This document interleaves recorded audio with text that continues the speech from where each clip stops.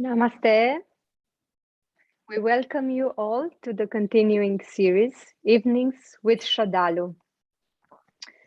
I'm happy to introduce myself. I'm Alina, and together with Joel. Namaste, Joel. Namaste, Alina.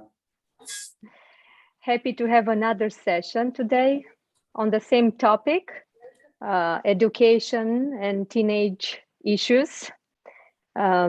Last time we took some questions on education and lifestyle of young adults. Today we will continue taking the same category of questions on the theme of education, media, alcohol, smoking, drugs. But the theme will stay the spirituality that is being mixed with drugs and how we can make some light on this mixture.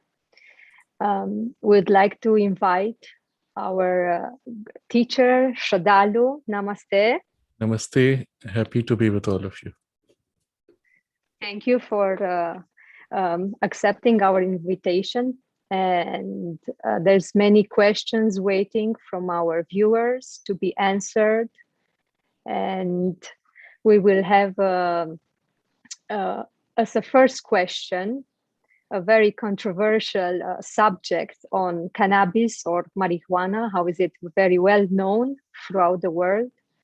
Because nowadays it's being used for recreational purpose, for medical purpose, using the extract of CBD oil, and it's very commonly used. So I will read the question of Vaibhav. I have seen lately that a lot of teenagers are getting into marijuana. Can you advise on the effects of the same?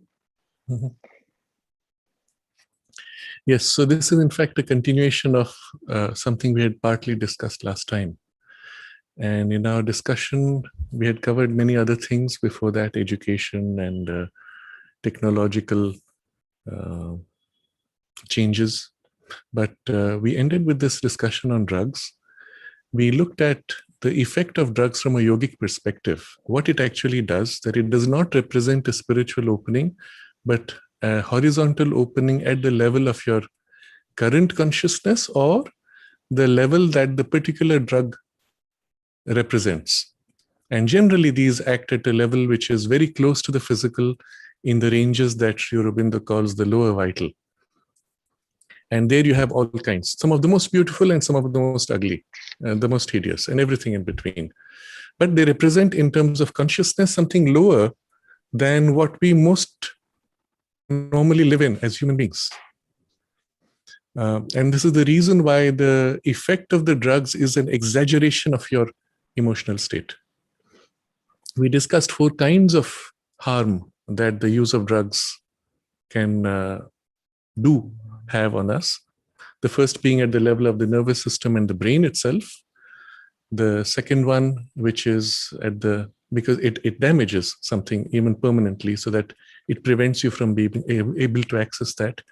The second, which is the breaking of your boundaries by force, by damage to your protective shell of consciousness, individuality, aura, whichever way you represent it, which leaves holes, which leaves you punched with gaps, through which not only you remain vulnerable to external influences, but also, and especially if in that state you have had a contact with a vital being, that being now has access to you whether you like it or not, even when you have come out of the effect of the drug, because the hole remains. Even if the hole is partly filled, it's a vulnerability. And so often people find themselves opening it inadvertently in times of stress, or sometimes when attempting a spiritual concentration or meditation. So that affects, and that's actually the 4th point of damage, it affects your ability to open to higher ranges, because you have gaps on the lower. The moment there's a pressure to open, the vessel spills on these intermediate gaps rather than opening higher up. So what I find often is people who have who have these kinds of holes, for them to enter a state of intense concentration tends to make them vulnerable and break on these intermediate levels rather than open to something higher. The third point was, of course, the transition at the time of death. When you leave the physical body, you find yourself first opening to these levels rather than being able to go straight to your own higher levels or to that which the Divine Mother may assist you in transitioning to after leaving the physical body. So we discussed this in some detail. We also discussed what can be done to heal the damage. From the spiritual point of view, of course, you have therapeutic and occult means on other levels, but that was the point at which we ended. I was very grateful that both Alina and Joel shared candidly their experiences, and I'm tempted to draw on their experience now again, even in answer to this question and other questions. So not just marijuana, which has, of course, medical benefits equally, as much as its psychotropic effects. And so that's part of the problem today, that it's difficult to distinguish between the good side of its use and the misuse of it. And so this question I will combine with another question to them, which is simply this: what would you offer as advice to young people who face peer pressure or simply the curiosity to experiment with drugs? And this pressure is increasing today, in part because the media presents it not only as a normal lifestyle, but also the media offers to you through cinema and other means as an escape from stresses. So under such a circumstances, what was your experience and what would you offer as an advice? So perhaps you start with Joel. Yes. So just to come back on the question of marijuana, and it can be used also for the question of the peer pressure. Having worked in the field of in an NGO was centered on harm reduction, I want to emphasize the fact that what is also commonly distributed as an information among youngsters is that ganja, marijuana, pot is not a big deal. It's a light drug. It's not very problematic. Actually, this is really a false notion. It's a heavy drug, like alcohol, like others, and the damage in terms of social life or health are real. I've seen many people starting with one joint in the evening and then starting after a few months smoking early morning because they had the need to have some in their system. So that should be, and could be used also for peers who feel like, oh, you know, just take a puff, just take a puff. No, actually, it's a heavy drug. It's like others. So just as a final comment for peer pressure. So since I've worked in the harm reduction field for drug users, after having worked a few years, I left for another job and I met one of my ex-colleagues a few years after. And he told me something very true. He said, you know, the best advice we should have given to all those youngsters in our harm reduction field is not to use drugs at all. So yeah, that was my conclusion after being a professional in that field also. Yes, thank you. Yeah. Joel, just to remind us, Joel is a psychologist and certified family therapist. And Alina is a certified acupuncture therapist and shiatsu therapist. And she also has been through the same kinds of issues. Alina? Yes. So from my experience, it's very commonly for me to see that people are smoking marijuana even before getting a massage. So there's a lot of people who say to me, please give me 5 minutes. I need to roll this joint.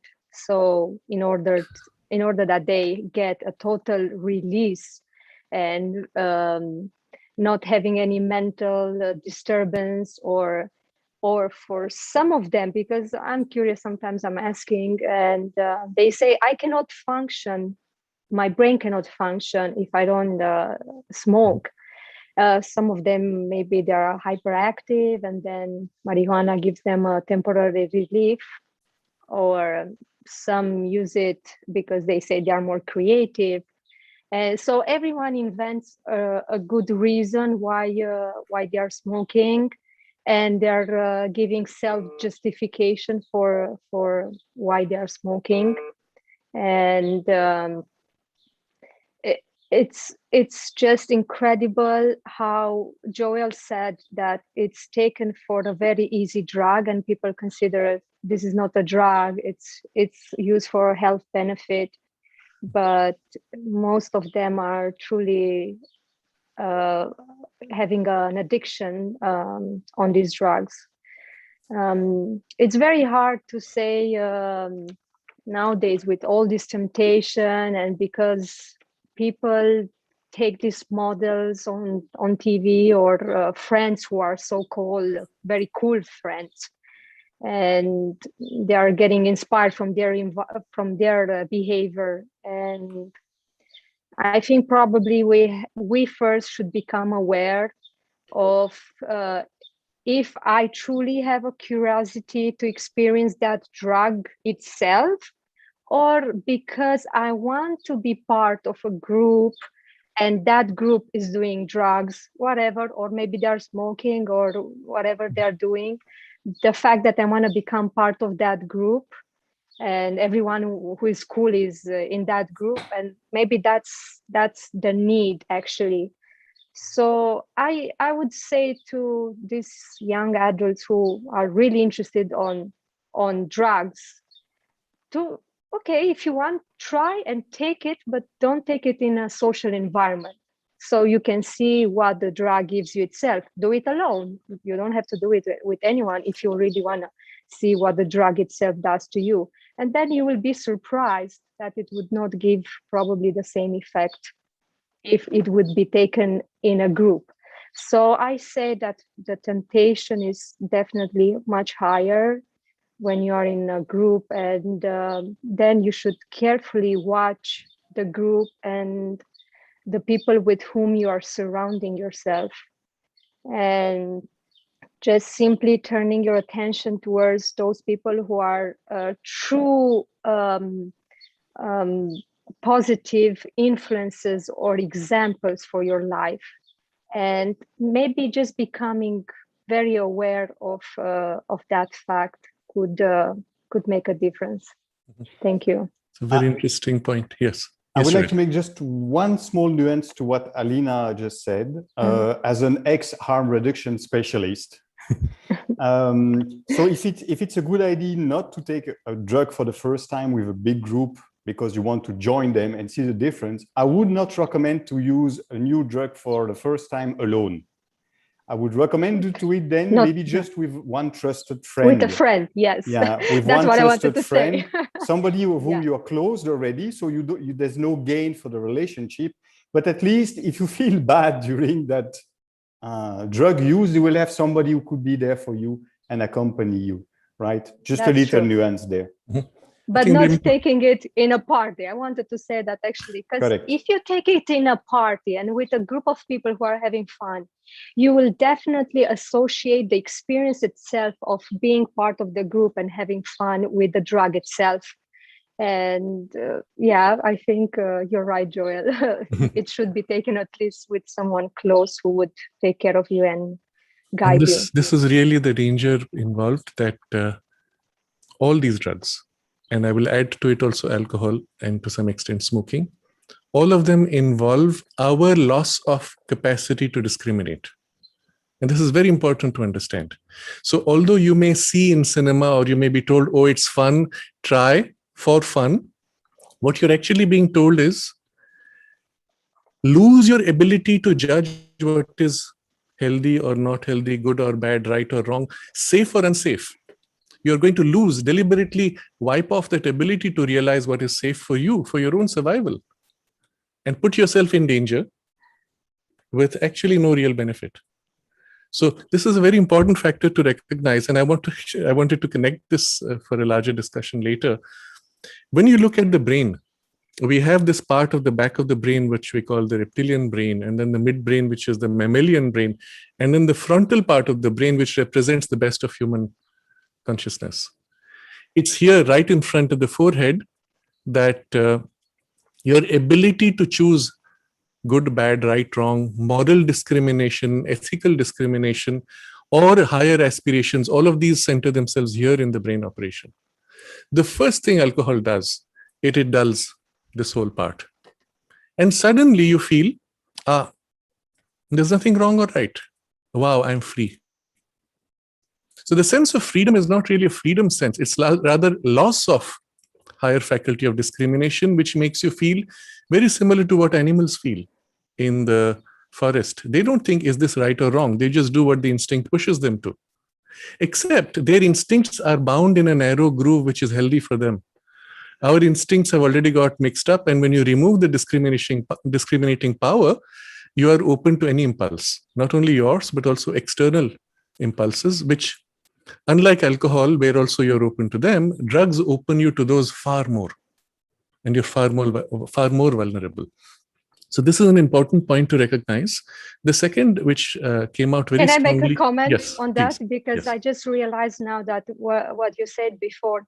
So, for example, if you are a young kid where the prefrontal cortex is not developed, definitely you don't know how to choose and distinguish if this is good or bad. So starting taking drugs at a very early age, which is not advisable for parents to let their kids being damaged at an early age when they don't have the capacity to distinguish, yes, I want to have an experience or no.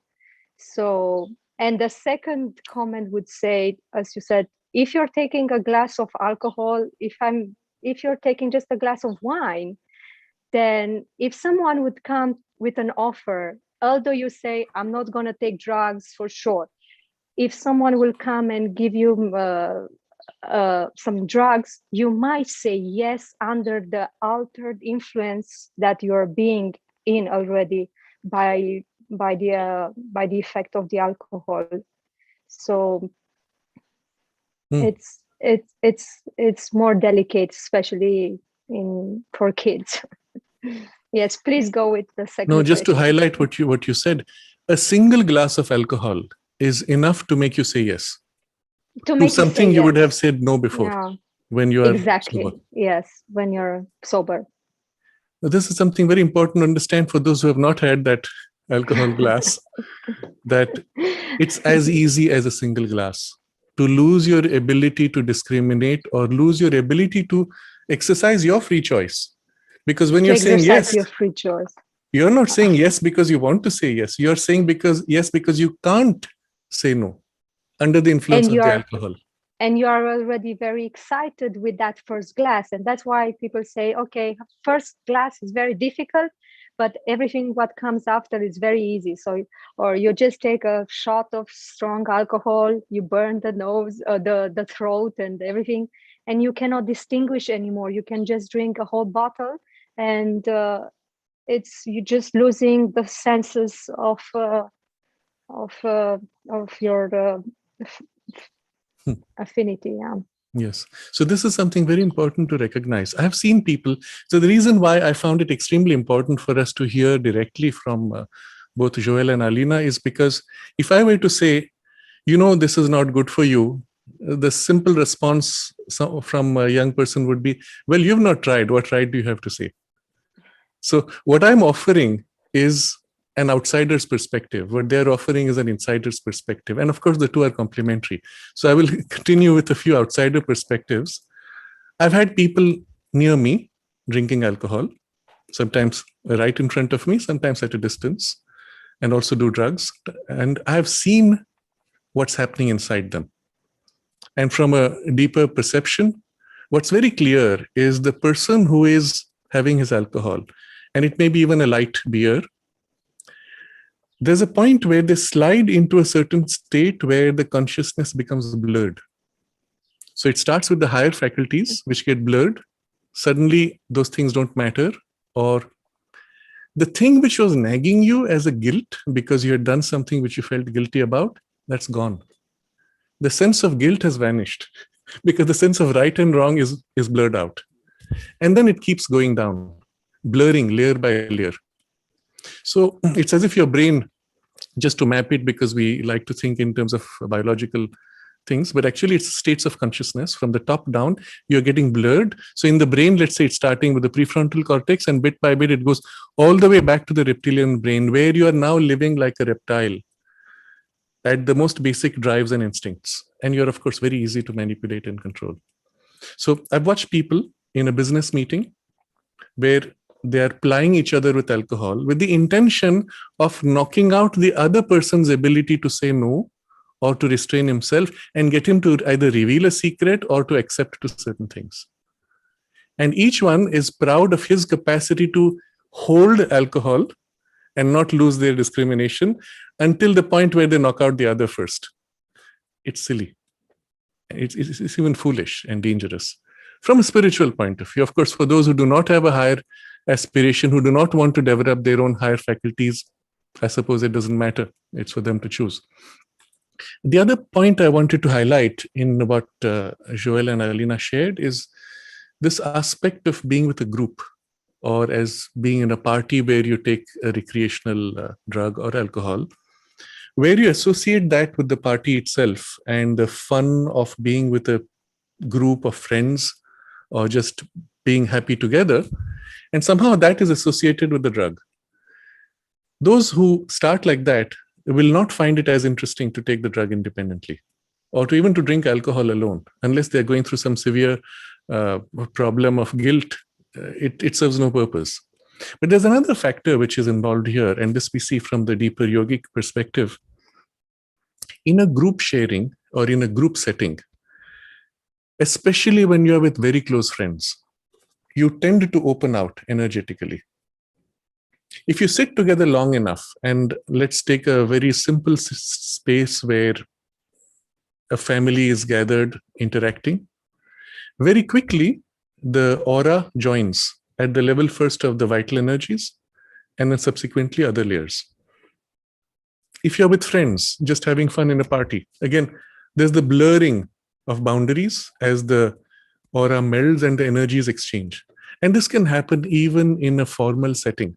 So I've been to a Rotary meeting where they have not yet moved on to party. They're just having lectures, discussions, and business meetings, sometimes just light fun.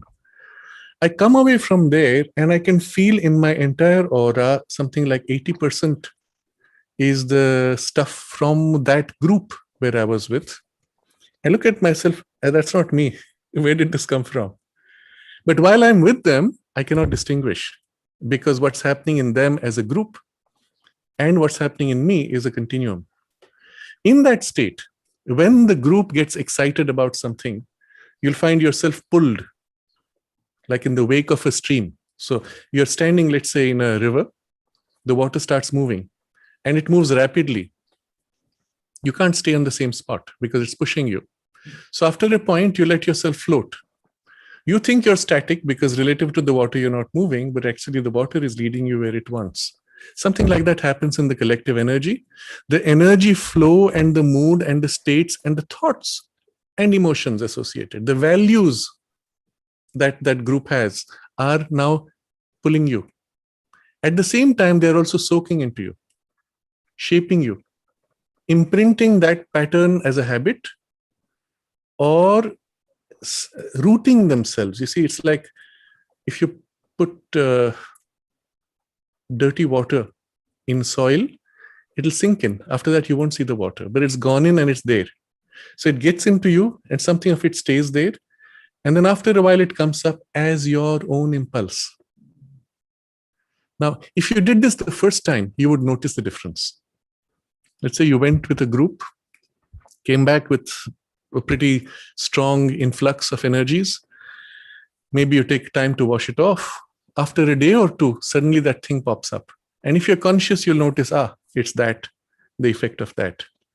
Even this happens in a movie theater. You're all sitting and watching a movie. There's a group energy that is rising and falling with the mood of the cinema. And you come out and you realize the heaving of your own energies was actually a much larger heaving. And that's why it's more fun to watch an exciting movie in a group setting than alone. You see, when you're watching alone, you don't have the same quantity of energy to give you the high of excitement.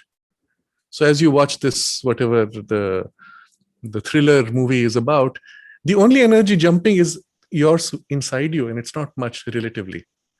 When you're in a cinema hall or with friends, even if 4 or 5 friends, the heaving of the group energy is so much bigger, and you're a part of it inside. So you feel lifted much more. You feel excited much more. You feel depressed much more also when the group feels it. So that entire exaggeration of the experience is what happens in the group setting. That's the basis of the peer pressure. Now, when something bigger than you is swaying you, compelling you, you don't have the power to say no. You don't even have the discrimination to realize that's not what I want. Afterwards, when that energy is washed out of you, you look back and say, why did I say yes? I didn't plan to. I was so sure I could handle it. What happened? You don't realize it was the group energy that carried you and changed your pattern of thinking, emotions, and overrode your individual freedom. And so this becomes the biggest problem. So first of all, there is the association, oh, I'm having fun with friends. And second is this compulsion of the group setting.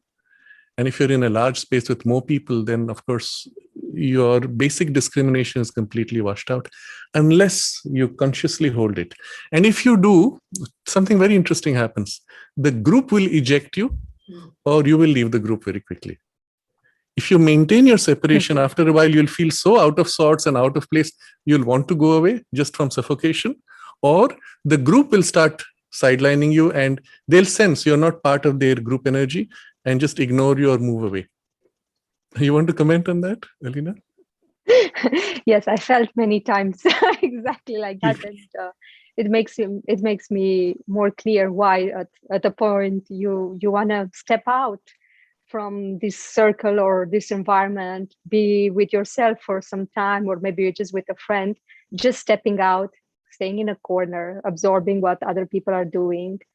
And I could comment also that, yeah, there's an intensification of whether if you're taking drugs and the state of mind in which you are, maybe it's not so good, maybe you're in a depression, and maybe the pull of this energetic aura of the whole group doesn't uplift you. Maybe we say in these parties, oh, it's good vibes or it's bad vibes. So if it doesn't even lower you up, then you just leave the party with an intensification of that whole mood. So there's many times when I talk to my friends and we say, oh, how did you enjoy the party? Oh, it was bad vibes, was not good, was not maybe uplifting, or they left with a drawing much more intensified after. Mm-hmm. And it made me clear now that that's what I was experiencing. Sometimes after you leave the party, you might be catching some of these temptations or something that it was not in you, and it pops out later as a gesture or maybe as a word or some, yes, even as a thought, some new, even as a thought or something. And you think it's yours when actually it's and you not. think it's yours. Yeah. What often happens when people like that are feeling uncomfortable about the group, they will step out. They'll say for fresh air, or they'll say, I'm feeling suffocated here. Let's go out. Definitely. And interestingly, after that, they will say, let's go for a nightcap.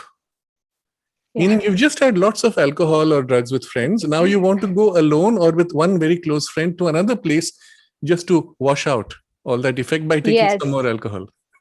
And many times I see these people, many people are living into a small corner where they're sitting, absorbing, or maybe they become extra sensitive to what's going on in that party, and it's too heavy, or we say it's too intense, the whole party. So you want to step out of those vibes. So yeah, it's truly, a lot of people are sensitive actually, that there's something which is not harmonizing with, or they cannot harmonize with the other group. Yeah. Joel, you have any comment about this? No, maybe if you take the question too, if you read it. So then we move to the next question, which is, what would you offer as advice to young people who are already into use of drugs, alcohol, smoking? I'm putting them all together generally now. What steps can they take to get free? if they want to get free. And really, we have discussed how the binding takes place through these kinds of group settings. What can you do?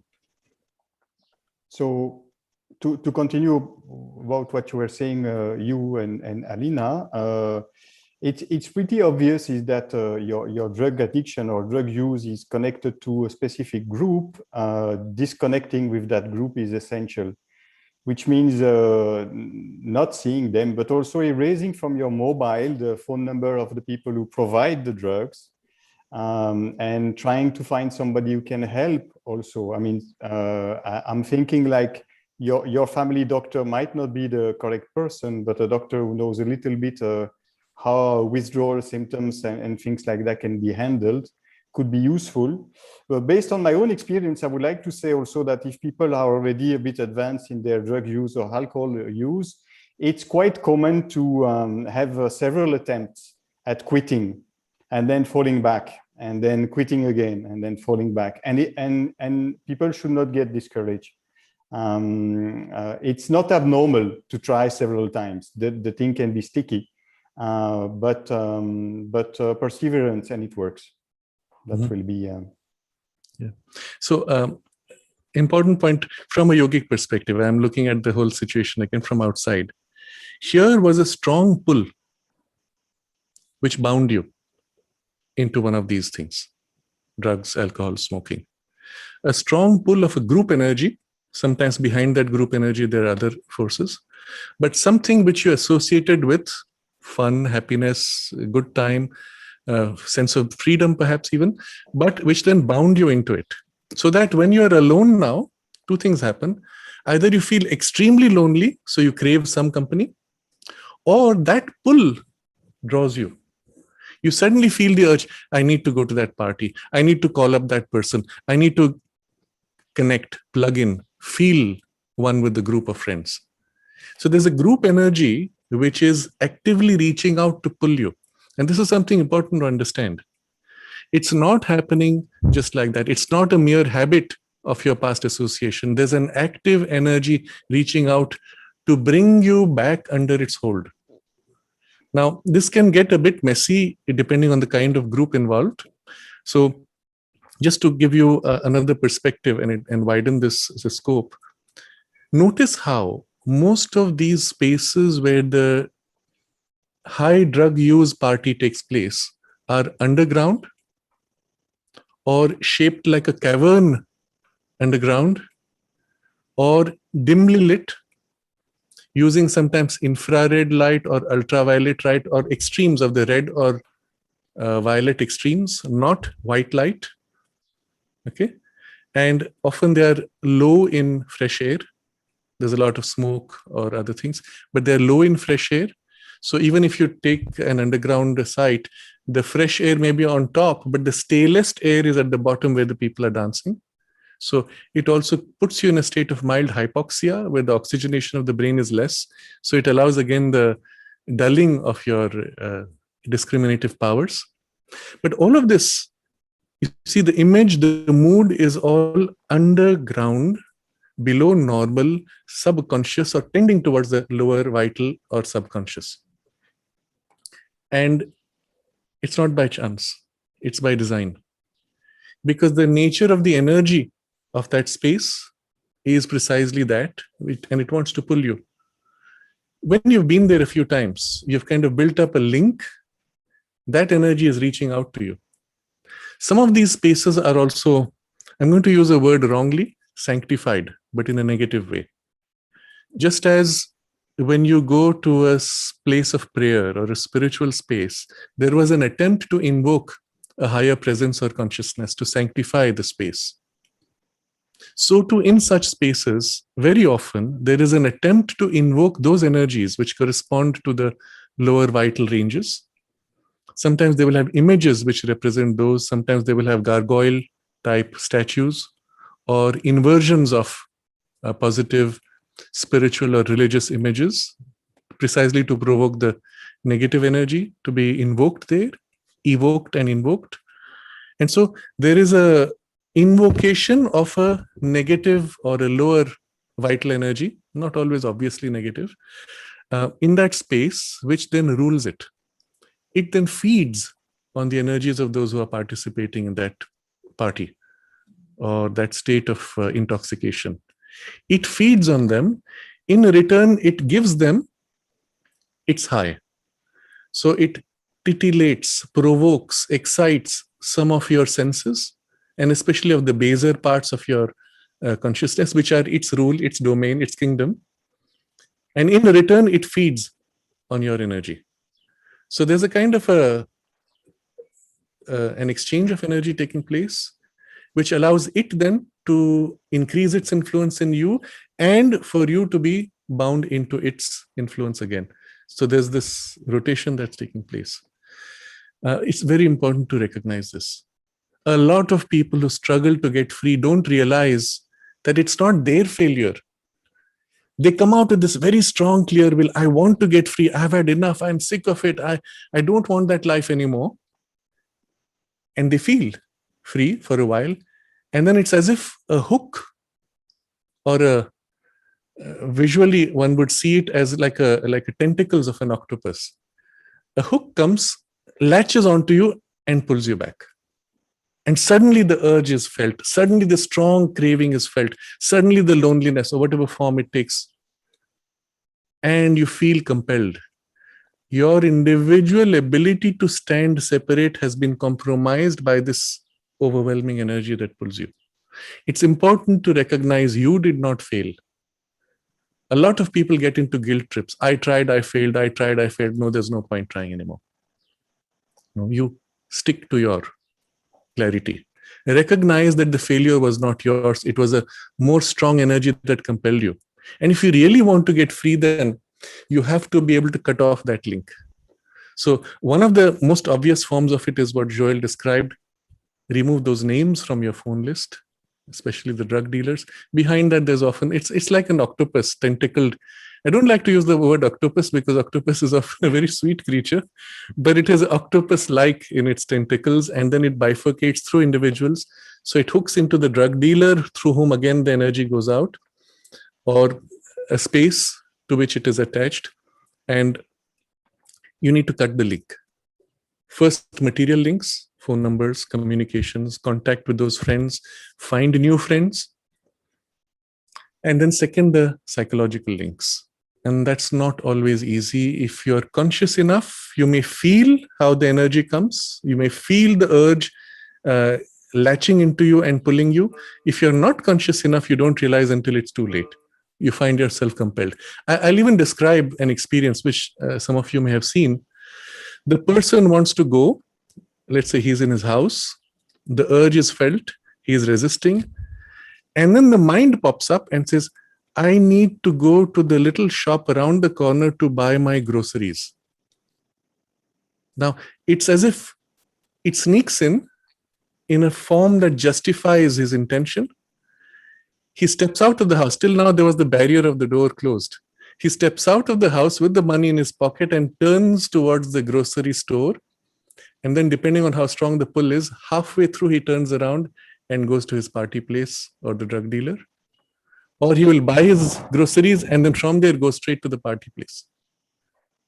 You see how the insidious that influence is. It uses the cover of something which is genuine or self-justified and then warps and uses. So recognize it's not just your will that fails. It is a bigger will to which your will is not strong enough to resist. What's the way out? You don't have what it takes. You're not strong enough.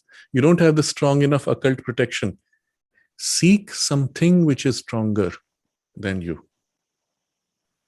It's a very important point. Just as there is that negative or lower vital influence that wants to latch on to you, there is a positive or a higher spiritual influence that wants to assist you, that wants to nourish you and protect you.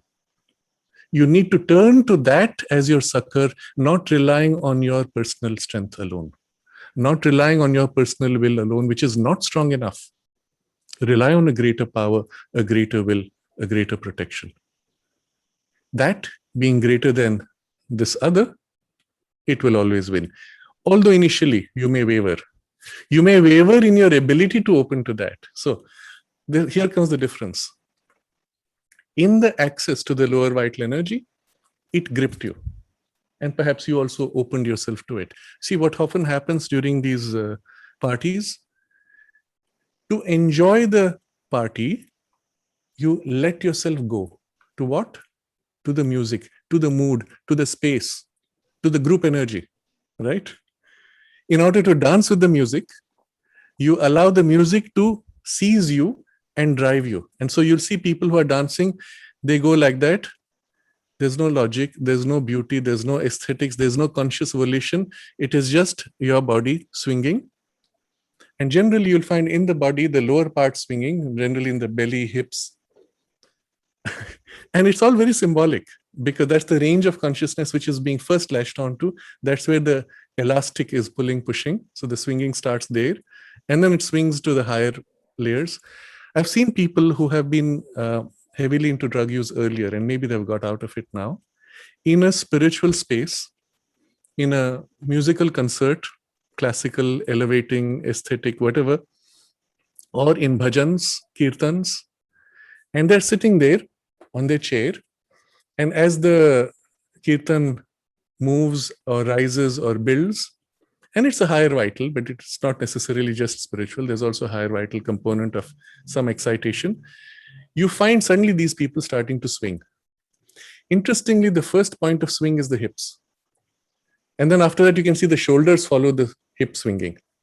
But of course, they're sitting, so the hips can't move. But energetically, it starts there and then rises. If you observe carefully, you'll notice, yes, this is a habit that came from their earlier phase of the party dancing, drug use dancing. But that habit now has come here.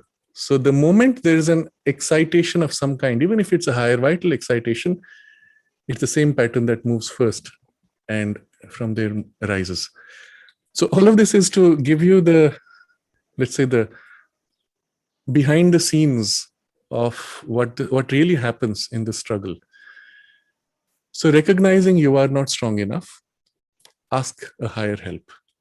Unlike this power which seizes you actively and to which you have consciously opened, the turn to the higher help has not been done as consciously, has not been done as thoroughly, has not been done in those parts. So generally what happens, your higher parts are seeking that, your lower parts where you would have been swinging normally are seeking the other. So you feel yourself torn, you feel yourself split. In fact, the common experience is that when you are in your higher state, you say, oh, why am I in this? I wish I could be free of this, whatever difficulty or what you feel uncomfortable about. And then the other part seizes you, swings you, and there's a strong guilt, and then you give in. What happens then is in switching between these two parts, the guilt begins to split and tear you. And that's one of the reasons in our earlier discussion also on issues with sex and suppression of certain desires, I had highlighted this one thing: get rid of the guilt. Because the guilt eats you up, it does not help you, it prevents you from being able to move forward. And that's why understanding this whole thing is so important. You see, one of my objectives in going so deep into this discussion is that I hope that young people or even older people who are facing these difficulties will get the necessary insight and perhaps tools with which to not only make conscious, deliberate choices, but also to be able to get free if they so choose. And understanding this is very important. It's not your failure. Do not feel guilty. Recognize every effort you made was extremely valuable and it was yours. Every failure that you experienced, that you couldn't give in, you caved to that pressure, was not your failure. It was rather the compulsion of an external energy more powerful than yours. So the solution now, with the same energy that you gave yourself to the music, that you gave yourself to the collective mood of the party or the drugs or whatever the high was of. And I will come back to this later because there are other kinds of highs. Whatever the high to which you submitted in your lower parts or eventually even in your higher parts, give yourself with at least as much enthusiasm and totality and dedication to something higher than you, greater than you, more powerful, more true, spiritual. Of course, the easiest for us is the Divine Mother. There is no greater power. The Divine Mother, creatrix of the universe, who also as a mother, we can go to with shame, with guilt, anything you feel, and say, here I am, Mother, this is how it is, help me.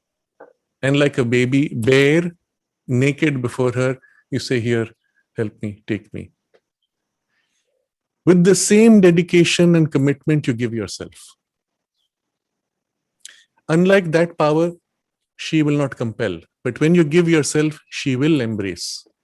She will fill you with her light, with her clarity, with her love, with her strength. And she will shape you from inside. And it will still take time, perhaps. You may still go through a few cycles of struggling, failing, but each time remembering her. Even when you feel you're about to give in, remember her and say, Mother, here I am unable to hold back. Help me, protect me. If that turning to her is sincere, you'll find immediately the weakening of the other impulse. Because the nature of the lower vital impulse is, remember the setting, it needs darkness. It needs ultraviolet, infrared. It cannot stand the white light. There's a very interesting observation Sri Aurobindo makes that you will see a lot of these mediumistic experiments and materializations and all that. They take place in a setting with red light. Because he says those lower vital beings cannot stand white light, the white of the Divine Mother. They can't stand it because when touched by the white light, they dissolve. So the moment you have this lower vital pull, if you open and call the Mother's light, instantly that tentacle lets go, dissolves or breaks. Of course, it may come back later when you're vulnerable, but that's the whole point. Now you have to be more persistent in this help. Now there's a very interesting angle to this, how you can put it into practice materially.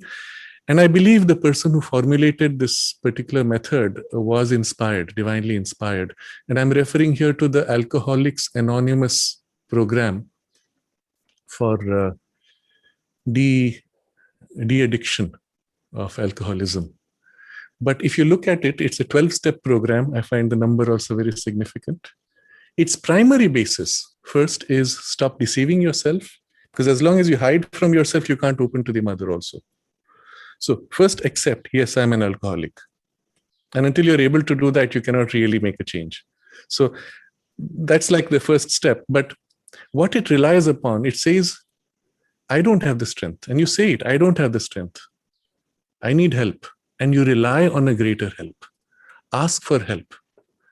And I don't know what, I had seen the text long ago. I don't think I even read all 12. But the idea of a conscious surrender to a higher spiritual power and calling for its help as the basis of the whole method is really a spiritual program. It's a 12-step program, but it's essentially a spiritual program. I believe he was a Christian. I don't know, I didn't check his background, but it came from, inspired from a divine source in the way the program is formulated. One need not follow exactly those 12 steps, but if you understand the psycho-spiritual basis for it, well, you have your way. So all this was in some detail to explain the nature of the struggle, but also the way out. A greater power than that, a greater power than yours, to which you open the way you opened to this one. So it's not such a big deal. If you could open to this, you can open to that also, if you want. Shall I read please. the Serenity Prayer of the Alcoholic Anonymous? Yes, sure. Okay. God give us grace to accept with serenity the things that cannot be changed, courage to change the things which should be changed, and the wisdom to distinguish the one from the other. Living one day at a time, enjoying one moment at a time, accepting hardship as a pathway to peace, taking, as Jesus did, the sinful world as it is, not as I would have it, trusting that you will make all things right if I surrender to your will, so that I may be reasonably happy in this life and supremely happy with you forever in the next. Amen. Yes. So an interesting component here is living one step at a time. That you don't think of the battle tomorrow. Right now, what do you choose? Cling to that. And each small step you make conscious, small choices. And that's how you also build your willpower and reorganize your whole personality. So there are a lot of very profound yogic hints in that whole formulation. So I want to take this discussion now, having understood more deeply the nature of the struggle to get free. Friends can help us. Parents can help us. So looking at it from outside, what would you advise parents and friends who want to protect their children or friends from exposure to these pressures? And I'm turning this question again to Joel and Alina. Shall I start? Joel? Yeah, okay, Yes, I can start. please. So what would we advise parents who want to protect their children? Me, first thing for sure is to keep the dialogue open. Don't get closed if your children are doing so, or your teenager are doing something that you don't want. Keep the open dialogue open and discuss with them. And if they go to a party, why don't you drive them and go fetch them? Give them money for the taxi to come back. I mean, take care of the situation. Then another point I think very important, it's also the point of coherence. I mean, if daddy is drinking and mommy is taking sleeping pills or pills against anxiety, and then they shout at their kids because it's smoking marijuana, I mean, kids are not stupid. They see also that daddy and mommy are also in some kind of addiction or taking some substance. So it's good also to look at oneself when we have expectation for teenager and see, are we happy? Are we good models? And if not, to take care of that aspect also. That was the point I felt like sharing. And as a completion, I would say, as parents, or if you're a facilitator helping someone to stop their addiction, whatever addiction, because I mean, we didn't cover the whole subject of addictions, but sometimes I find myself scrolling Instagram for more than half an hour, and I consider that also being an addiction. Some other people are spending 3 hours scrolling news feeds and Facebook or other social media, or yeah. So addiction could be anything that in the end it's harmful to you, and it's hard for you to give up.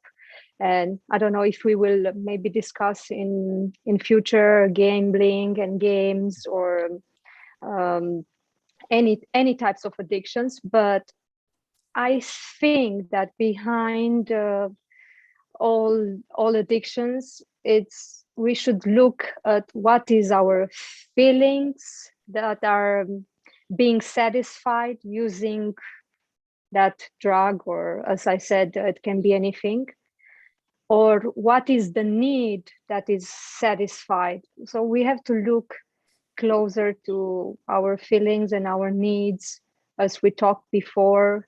For example, the need of being in a social environment, to get attention, to get love or affection from, or social validation from others. So maybe as family, again, I would encourage to look very closely at their kids' behavior and see what's their inner needs that are not being satisfied, and really ask that question. Mm-hmm. What is your feelings that are satisfied when you use this? How do you feel about smoking? Well, what does it fulfill you? What is the need that is being fulfilled? And as Joel said, if we cannot be an example, and if we are taking drugs and alcohol, and kids are growing in that environment, then it's definitely a very high chance they will turn into those escaping addictions. So yes, exposing kids to higher, finer vibrations, encourage them to practice self-awareness disciplines, and that it can be anything. The moment when you start to be self-aware, then you start to create a connection with your inner being, and then you will be able to overcome maybe one of these addictions. Thank you. Very interesting. Many important points have been raised in this advice, and I don't know if I can touch on all of them to elaborate also. Two things which just stand out immediately. One is you as parent or friend are the link. Where that person is not able to open to the divine help directly, if they are open to you, through you, that link can form. Do not let go of that link, whatever happens. And the link has to be one where the addicted person should feel free to be themselves and not need to hide or deceive. That means you have to be accepting of anything and everything. The person can say the most horrible thing that they might have done or not, and you'll still be there. So it has to be unconditional. I won't even say unconditional love. If you can, that's already a great achievement spiritually, but unconditional acceptance, at least. And they should feel it. It should be genuine because they sense.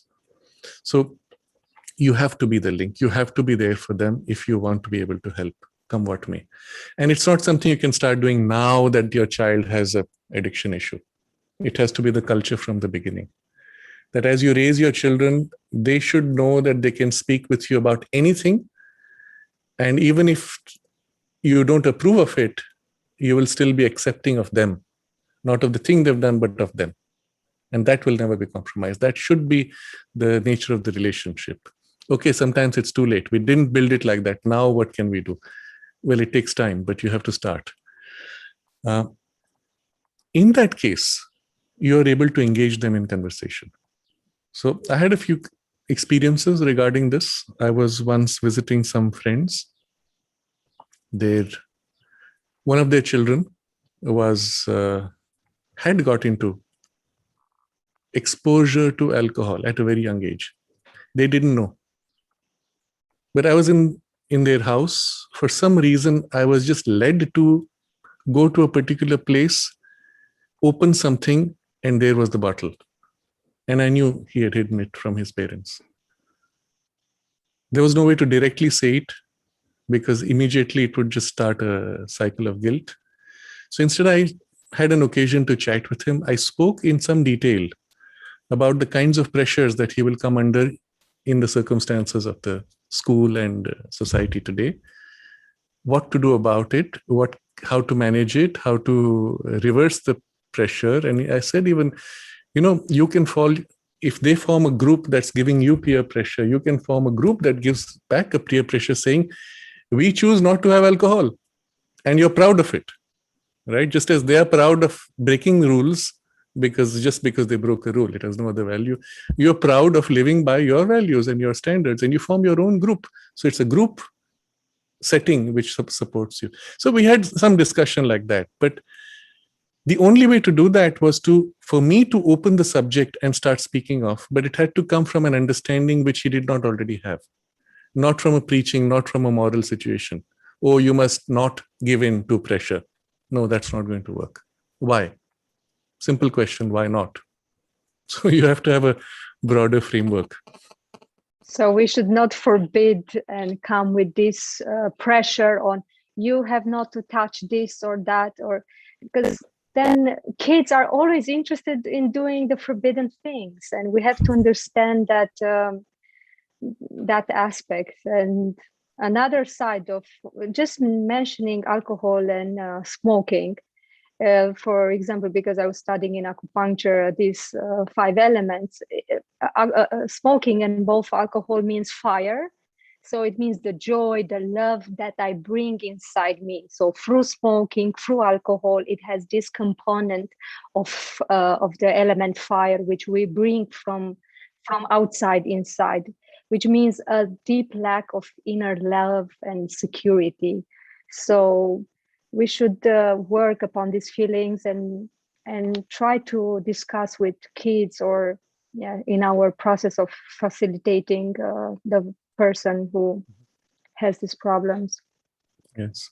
So that was the other important point which was also brought up, that you need to seek succor of any of these means because you have a lack, something missing.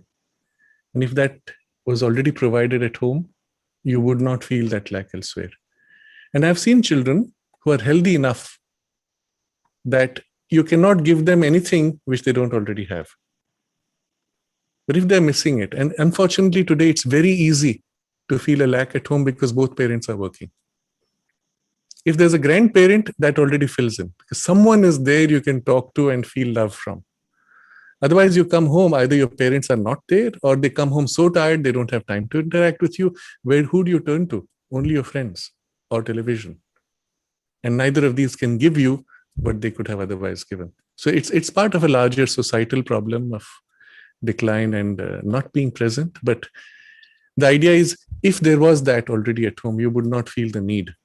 But I have a problem also with this question. You don't tell them not to take. If you don't tell them not to take, then of course you're saying, yeah, it's okay. And some parents do that. They will tell their children, it's all right, you can have a cup of alcohol. See, I'm having it also. There's nothing wrong, but stay within limits. They will say it like that. And I don't think that's the right thing either. The right thing would be an education along these lines where you explain what happens, why it is harmful, how it clouds your mind and your judgment and removes your ability to make a conscious choice. Your free will is compromised. This needs to be explained. And therefore, the advice given is do not go even for the first one. No first puff, no first drink, no first high. Just avoid it. You need to say this at some point, at least when they're young. But we need to make sure they get this decision. Exactly. So the way how we expose it, they should have the glimpse of, oh, this is not going to be for me. I decide not to take that thing. So it's not the pressure from my family forbidding me. It's not like a moral pressure hammering on you. You will disappoint me if you do. Often it takes on a kind of a moral and emotional manipulation. It is not you are bringing down the family's name or I am disappointed that you could do this. It's nothing to do with a personal thing. And if they have had, you just say, all right, what do you do next? And move on from there. My principle with dealing with children, especially when they have done wrong things, many of them need to break a rule in order to realize that they want what their choice is. Many are like that. They are rebellious by nature. Very few will learn by observing other people's mistakes. The bulk of them, 2/3 at least, need to make a mistake in order to realize why it's harming. So simply recognize, oh yes, what do we do next? And just move on. No judgmental comments. And introspection to something deeper. What does it make you feel that you were feeling or missing?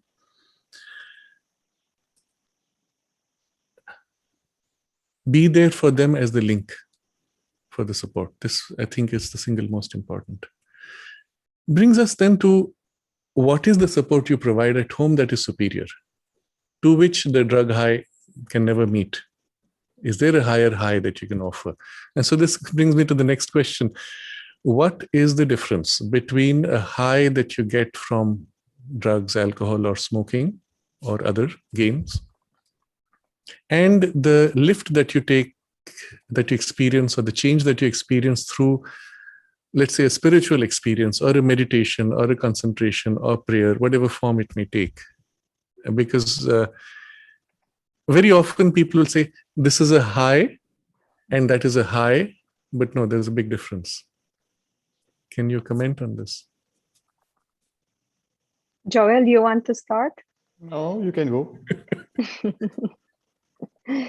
Yeah, so probably from, let's say shortly, taking drugs and getting a high on drugs would always come with a package of side effects and probably clouded mind or foggy mind, losing the sense of clarity. That would be certainly. And I know maybe it's a momentary relief from emotional pain. We already mentioned all of this. Maybe it's an opening, but not vertically as it would be a meditation, but it's more horizontally feeling the unity and the union with all the people around, with nature, with the whole world. A lot of people saying that they have a high in a spiritual, oh, this was so deep, so intense, so spiritually, because of these boundaries that were dissolved, as we said. But when we meditate, there's a definitely different grade of high that we can reach naturally, free of charge, and it's almost like you feel being touched by the divine grace from above, being uplifted from your, let's say, your boundaries and limitation, and being lifted into a wideness of peace. And we might feel a descent of love into our whole being, and that cannot compare with the status of taking some just heavy drugs, alcohol, or other opioids. I think maybe people think that that's an effort to be made, but it's same like we are building muscles. No, we have to put some effort initially to get to that state of mind where we are being able to have a clarity and being centered in our being, which the drugs would not give you. That you would not be, you will not feel so centered and so connected within yourself as by having a spiritual practice or a self-awareness discipline that you are taking for your own. Joel, would you like to comment?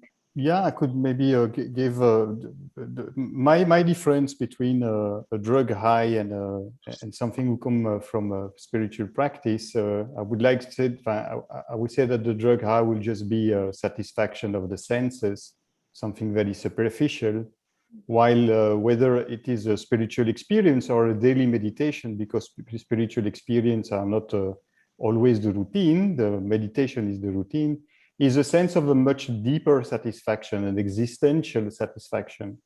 And that's a big difference. I feel much more fulfilled after a meditation because it deeply connects me to something totally essential. And that's the true nourishment probably I was looking for through other means before. Beautiful. I would like to use an analogy. You see, as little children, we found it great fun when somebody tickled us on the side. Isn't it? We've all felt that. We have all laughed. And perhaps we have done that to little children. You poke them, it tickles, it's fun. But would you like to remain tickled all your life? Superficial. The experience of a deep friendship, of trust, of love, of deep intimacy is far more satisfying than being tickled on the surface or having your skin scratched. And the difference would be similar. In the, to use already the phrasing you've both used, the superficiality, where the experience is felt, and opening horizontally, even you feel closer to your friends, but in an emotional friendship or emotional energetic exchange, but not on an essential experience. In the spiritual experience or even in the meditation concentration, you're more centered, you are more you. You don't lose yourself in the breaking of boundaries. You are more deeply centered, more truly you. And therefore, when you relate to your friends, you can relate as truly you, in a relationship that is true and lasting and real. So in every way, the lasting value, the depth, the completeness, and the lasting satisfaction is far superior in the spiritual experience. And of course, in the high of an opening to a higher state of consciousness, what you receive, in a sense, is yours. And there is no low, there is no negative to it. Unlike the drug high, which is always followed by a drug low. In fact, this is something which is never spoken about in the cinema, in the media, in the literature, which is there to provoke or invite children to experiment. They never tell you the price of the low. So this is something now I would like to raise also, just as an experience. What is this low that follows the drug high? How long does it last? And is it worth the value of the high? Compared to, of course, what we have discussed in the spiritual experience or in the meditation, the high or the deep sense of satisfaction or centering that takes place, there is no negation to it. It either continues or it fades, but it never is followed by a negation of it.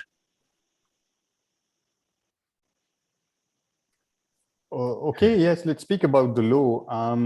So that's really one of the most tricky part of drug usage, is that law are not present usually straight away in the process. You take drugs 1, 2, 3 times and it's more or less okay. You wake up the next day, little hangover or little low, but it's not so dramatic. The problem is that very quickly what will happen is that you will need to increase the quantity to get more or less the same effect, but the low will be longer and worse.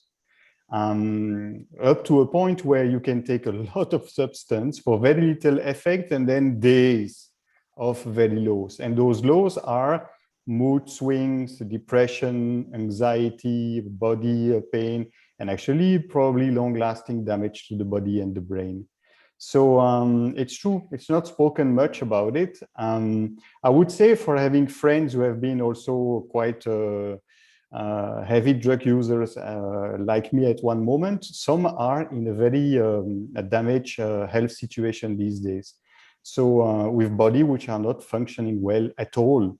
I guess I'm lucky, but usually people who use drug for a while and need to increase the quantity, and them being very sick, especially psychologically, but also physically. So that's a long-lasting low. Especially if it becomes a truly an addiction, because not necessarily you become addicted to the substance that you're taking or that thing. Yes or no depends on each person individually. Some people might experience some very highly addictive drugs like heroin and take it for one day, and that doesn't mean that they will become addicted afterwards. Or some people might just experience for the first time alcohol and maybe become addicted. It doesn't make such a high I think difference on the type. It's more on the personality, on your it's more about how on it's individually. I think it's really individually. And yeah, probably the low after taking drugs, it's at least as long as you were high, minimum you would need to spend same amount of hours to recover. Or let's say the phase in which you were on high, you would need maybe same phase or maybe even double. But I honestly seen a lot of people after drugs who are not well even after 1, 2, 3 days or 1 week, or depends. Some of them may experience some panic attacks or some health problems, as Joel said, and then definitely that might cost you with your health, with your life. So yeah, I don't know if that was a good answer. Sraddhalu, please illumine us if we should. Yes. One more thing I would like to say about the long-term health effect. When I was working in harm reduction field for drug users in Belgium, where I was working, the number of deaths by tobacco or smoking in general, cannabis, were 40,000 Belgian citizens per year. For alcohol, it was 10,000. And for all the other drugs, it's what, 250. So you see those drugs who seems to be socially very much accepted, the death toll is gigantic on society. Yeah. That's very true. Same in my country where I'm coming from, in Romania.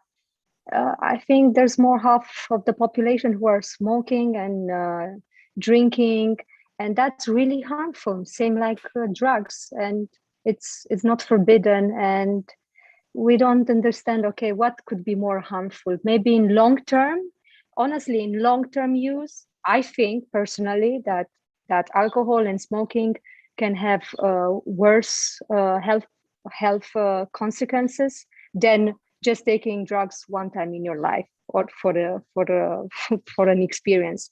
So we have to make sure that we are clear with what means in long term, as Joel said.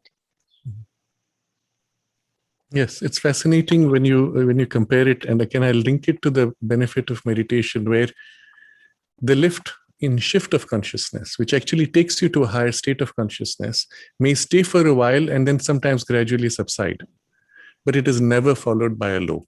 It is only positive, there is no negation. Whereas the drugs always followed by a low, and as Alina said, it's either at least as long or sometimes double. And increasingly, as Joel pointed out, the high is less and less because you need more and more drug to get to the same level, which you can't access anymore at that point. And just to stay on the same spot, you need to take much more. But the low becomes longer and worse. Now, I want to comment on this because we have to understand the true nature of what is happening. This applies to drugs, it applies to smoking, alcohol, and even to some extent with gaming. So let's say I'll take the example of a smoker. When taking the cigarette, smoke first, of course, the first reaction of the body is to cough and to feel suffocated. After that, once you've crossed the natural discrimination of the body, the addictive element hooks in, and now it begins to suppress, but also it begins to crave. And you must understand it's an energy of the tobacco plant, of the tobacco being behind the plant, which has now got to hook into you, and now pulls you or feeds on you to some extent. But what it did, it gave you a high of an excitation in which your heart rate went up. Certain hormones, chemicals are released in your bloodstream. Certain operations of your brain suddenly lose boundary, and it's as if large parts of your brain begin to be activated. So it's as if your perception of the universe somehow becomes as if amplified momentarily. Again, with variations of alcohol, drugs, there are variations to that. But basically, this is what happens momentarily. And then it begins to close down. As it begins to close down, the exhaustion from that excitation now leads to a lapse below normal for rest, for recuperation. It's an excitation followed by an exhaustion. But the nature of the excitation was not in the range of normal human capacity. It broke boundaries of normalcy. It pushed limits of your nervous system, of your brain, of your hormones, and of other chemicals. As a result, it broke boundaries. As a result, the recuperation involves repair and rebuilding, some of it perhaps not entirely. What happens next, though, is in the physical consciousness now, automatically there has been a dulling. So the next time the dullness ensures you never hit the same peak, but the damage is still the same. And so the low becomes a little worse. The recuperation and rest needed is a little worse. Remember, it's always in contrast to an excitation and the damage that comes with overexcitation. So something like this happens when you are, for example, doing some bodybuilding exercises. You may take weights and pump. If you keep pumping, what happens at the level of the fine fibers of your muscles, some of the muscle fibers get torn. And then the body rebuilds. But when it rebuilds stronger because that whole process is part of nature's organized working. That nature uses this as a way of rebuilding and strengthening the body to make it stronger. Unlike what happens with the high caused by chemicals, which breaks nature's normal operation, and therefore the recuperation from that does not lead to more health, but worse health. What happens very quickly now? Your high has become lower and lower until it settles to something which is close to normal. Now, this is the part people don't understand, those who are into it. What you're claiming as a high now is very close to normal. In contrast to the low which you have, which is much longer, the high feels high. But it's actually normal, which is feeling high. in comparison to the low. So somebody who's smoking, post-smoking excitation, the rest recuperation period drops lower and lower until the state of smoking excitation feels like a high compared to that low. But to somebody who's not smoking, that state of excitation is slightly or very close to or slightly higher than our normal state of being. In other words, the addicted smoker is using smoking to rise to a level of normalcy which you had before you started smoking, which now you need to gain because you're living your life on a low. This is the point they don't understand. When they say they get a high, they feel relaxed, they feel free, they feel de-stressed. That's the state of freedom and de-stress that you have when you don't smoke, to which they're coming back from the stress caused by the low, to which they need a high to get to normal. And this is what happens with all addictions, all forms of addictions. So the nature of the addiction is declining benefits and struggle to stay in normalcy using the same tools which initially gave you an excitation. Contrasting this again with the nature of a spiritual effort which shifts consciousness, changes you fundamentally, has a deep, lasting impact that strengthens your true individuality and your sense of freedom and identity, but which lasts, grows, builds with an ever low. They're fundamentally different experiences. In the increasing growth of the spirit, there is no excitation. Rather, there's a foundation of peace, stability, and a deep joy, causeless, which is not an excitation, which does not have a negation. You see, the nature of the spiritual joy, delight, eventually even the bliss, is that it is not formed of dualities, and it is towards that which you grow. Unlike this, which is excitation followed by loss, and then increasing losses only. So the other point which here you need to recognize, why did you need that excitation to begin with? And this was the point which Alina made earlier about something that you were lacking that you wanted to fill. And it could be something very simple as like companionship. You're lonely or you're bored and you seek companionship. You can't. You're unable to relate in a healthy way because of certain issues in your emotional development or in the development of your personality. What these chemical highs would do is to break those boundaries and momentarily make you feel connected with a group. And then suddenly the sense of loneliness went away. And then when it passed, you fell into an even greater sense of loneliness and insufficiency. The sense of the whole or the lack only grows with the low. And here comes an important point. If there is something deeper within you that can use that occasion when you're exhausted to pop out and say, but there must be something more to life. If you can catch that, and if you can start looking for what that something more might be, it could be your way out also. And this is often the experience that some people would have when they experience the low. But when the excitation is there, it covers up this deeper feeling, because excitation in its nature is a superficial agitation. So the deeper psychic influence never gets a chance to emerge. But during the low, it might get a chance to emerge, but often that may be overwhelmed by the low and sometimes even helplessness or even suicidal thoughts, which may come from the energies of the beings to which you're now exposed.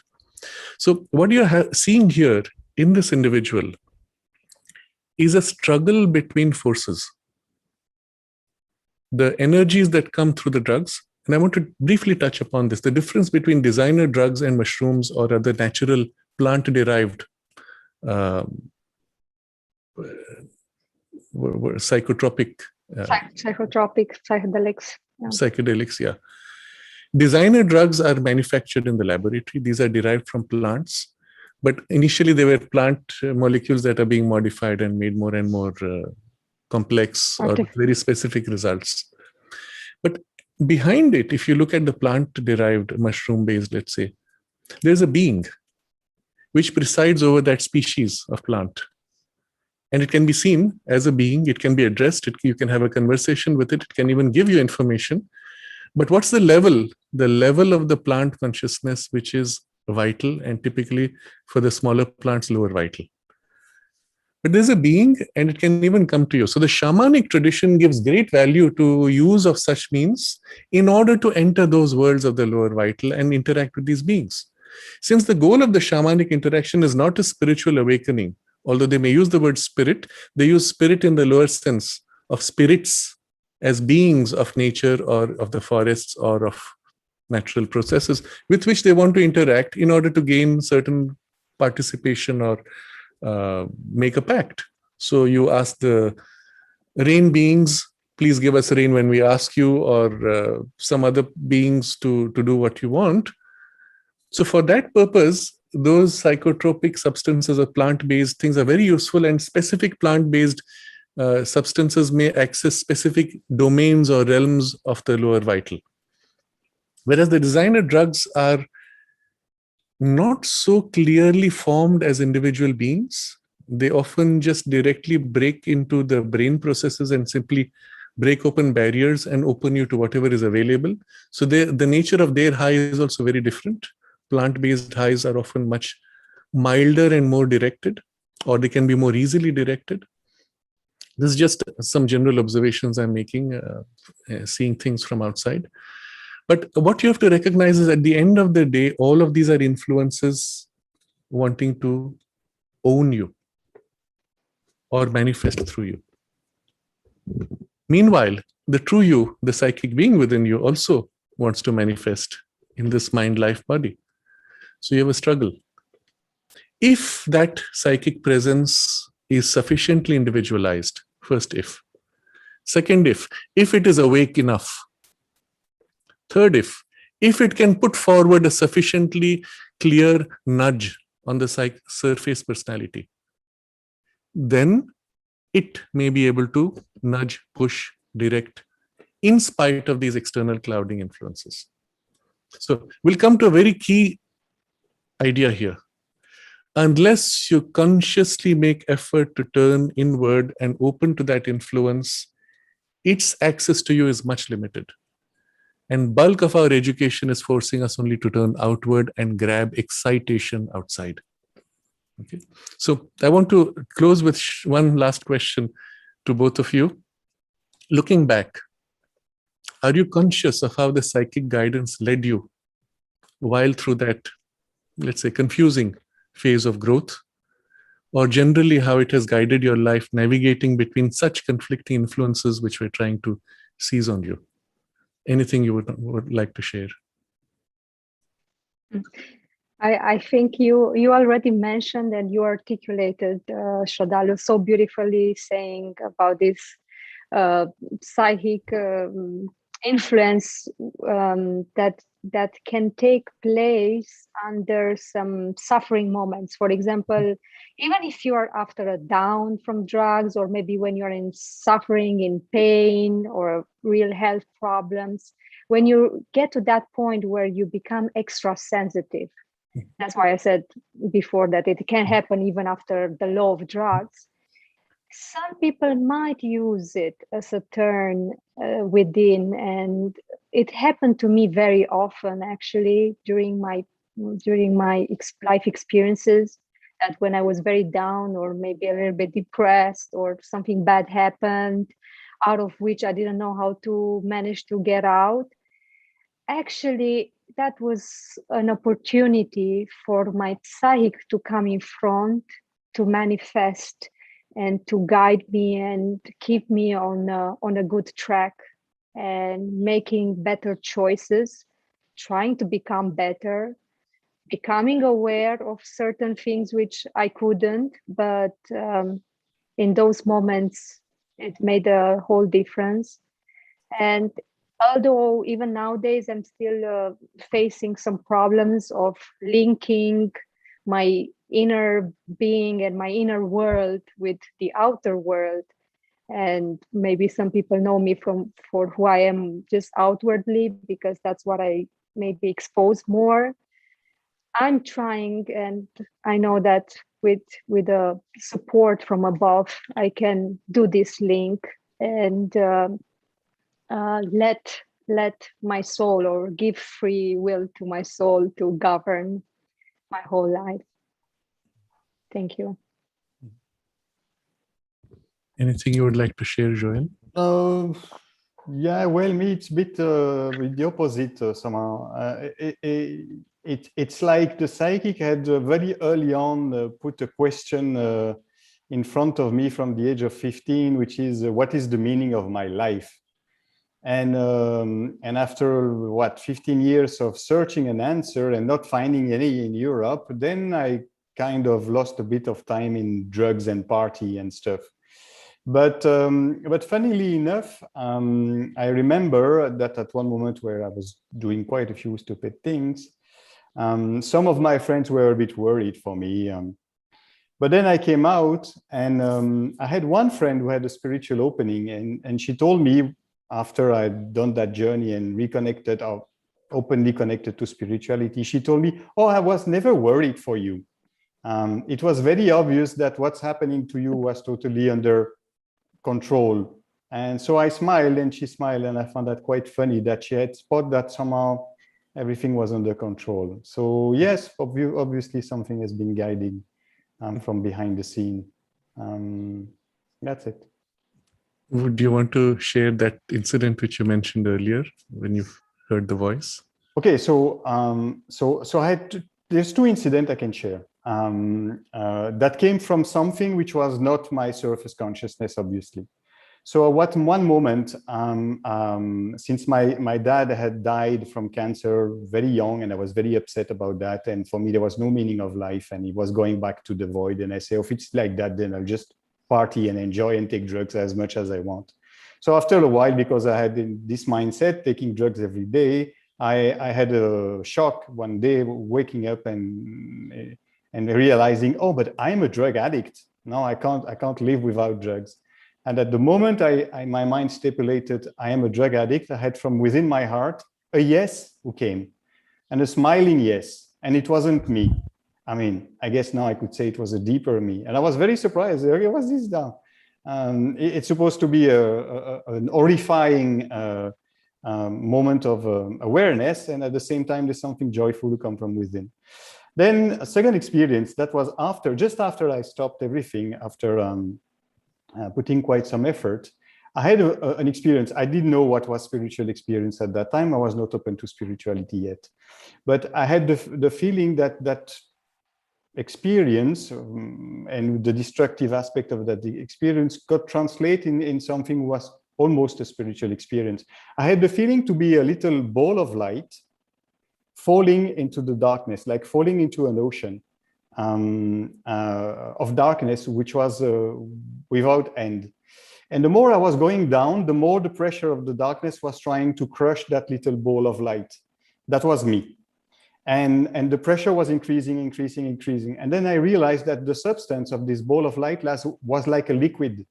So as much pressure as you can put from the darkness, it will never crush that ball of light.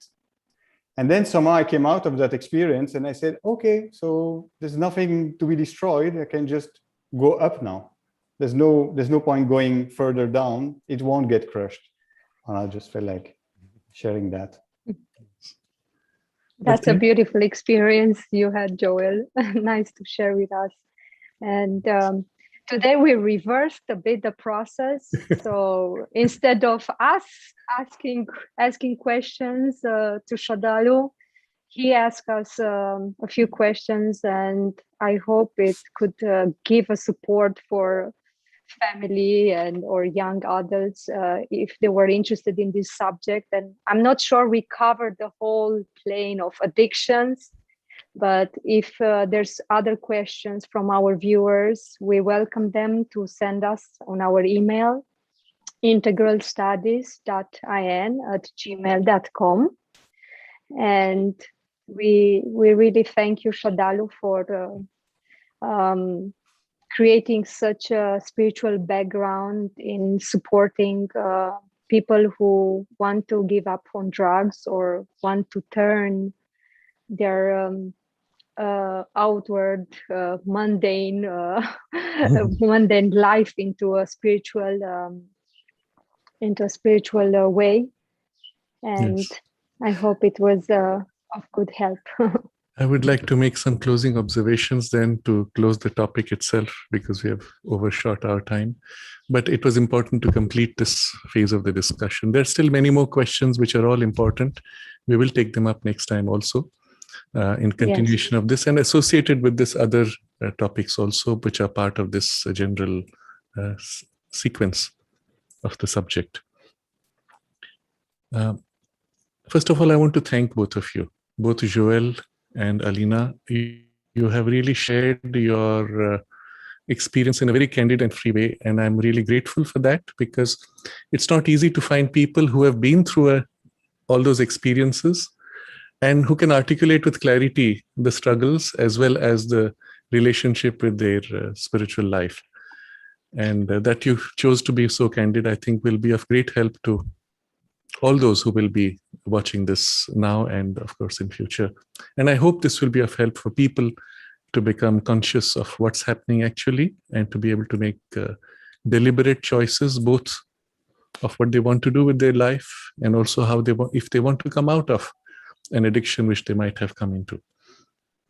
But the important thing, and this is the point on which we will repeat and highlight, there is the help which is far greater, far more powerful than whatever addiction or difficulty or entrapment of addiction one may be in. And the second thing is the one who is truly you, that is the psychic being within. If it is reasonably developed, conscious, and awake, able to act even a little bit reasonably, and I would assume that is the case for all those of you who are watching this, because otherwise we would not be interested in such things, in such discussions even. So if that is even a reasonably awake, then it will always give you an indication. It is the one thing within you which is like a compass you've seen, always pointing to true north. Whatever may happen in circumstances, whatever may be the doubts in your mind, or even brilliant logic to justify something which may sound logically completely true and right, is it so though? The compass within you will show. Whatever may be the overwhelming rush of energies, emotions, a collective lift of flow of energy and compulsions of all kinds, which may override your personal will, positively or negatively, that inside you will be the compass which will always show what is true. Whatever may be within you, a conflict between different parts, pulling, pushing in different directions, and you don't know which is higher, which is more true, because they each seem to have something which is justified. The compass within you, the subtle, soft intimation of the psychic being will always be there and always right and true. In order to be able to feel it and to hear it or to follow it, there's one requirement though, that you become very, very, very quiet. Because unlike excitations on the surface, that is living in stillness, a purity, stillness, even a silence of the deep, wide freedom of the self. And so to be able to listen to it, you have to become still as you can, and then even more still. And you can't do that in the middle of difficulty. You have to practice becoming still, so that the access to that stillness is available to you at all times. And that practice, you may call it a meditation, you may call it a concentration, you may call it a contemplation, you may just call it chilling out. You sit quietly, just lean back and rest in deep stillness within, and become conscious of the one question: why am I here? You don't need to formulate it, but just who am I? Why am I here? What's important for me? Whatever form the question takes place. Or just without any formulation of question, just feel that which is truly you. Truly you in a sense that it is immortal, everlasting, essentially true, depending on nothing else. Simply feel. Or perhaps the easiest way to feel it is to feel that part within you that loves the Divine Mother and feels itself her child. And we all have that part. So simply feel which part deep within you feels this. I'm Mother's child. I love the Divine Mother. I belong to her. I have no other existence other than belonging to her. I have no other purpose even other than belonging to her. And you feel that and just stay in it. And in its stillness, in its purity, and its deep satisfaction of joy, calm, clear, free. Spend some time every day. If you can spend time every day to eat food and sleep, of course. If you can spend time to eat food, you can also spend time to nourish yourself from that food, soul food, isn't it? Even if it's a few seconds. Spend some time every day. If you can slip it into a routine between two things, it doesn't matter what time it is. Every day after I finish my shower, before I start my day, I take a moment to concentrate.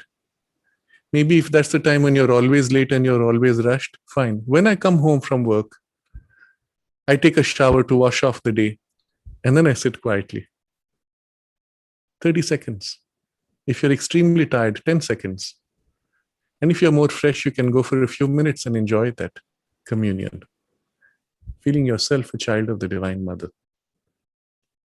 And then go to bed, go to sleep, or whatever it is, proceed with the rest of your evening. Slot it into your routine of life, and whatever the time it is, stick to it, even if it is for 10 seconds. When that habit is cultivated, the access to that presence, the connection of its influence to your surface parts becomes more and more clear and formed and active. Then in the midst of activity, in the midst of confusion, in the midst of this clash of values and forces, you will turn and feel, because it's there. It is always there. It is always unerring. Never makes a mistake. That's the one thing we always have. And this can be accessed, it can be felt without any other spiritual development of higher ranges of consciousness. This is our gift. This is our true guide. If not for this, life would have no purpose, and humanity would have long ago perished, losing itself in all kinds of confusions.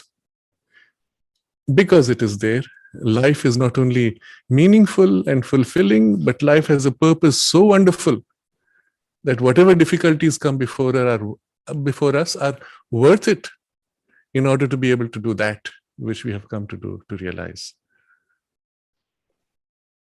Think about this, put this into practice, and then nothing in life, no addiction, no difficulty, no trap, no attraction will ever fool you. Whether you pass through it or you avoid it, it will never fool you, because you will know what is true always within you. We will take a moment to concentrate on this presence within us, there where we know ourselves a child of the Divine Mother, and feel our love for the Divine Mother, and then naturally for all that is beautiful and sacred and true in the whole world, and the world itself as a manifestation of her sacred presence.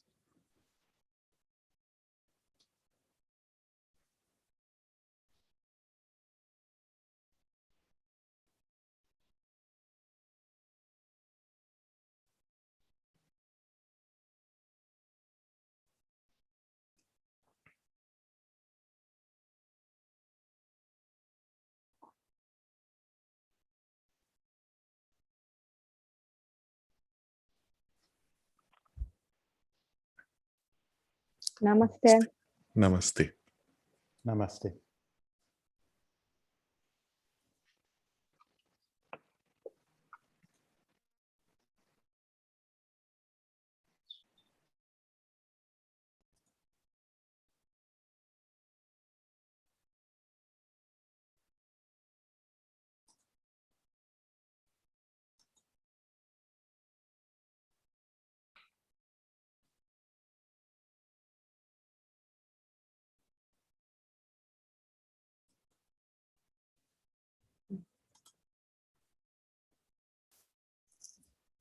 Okay.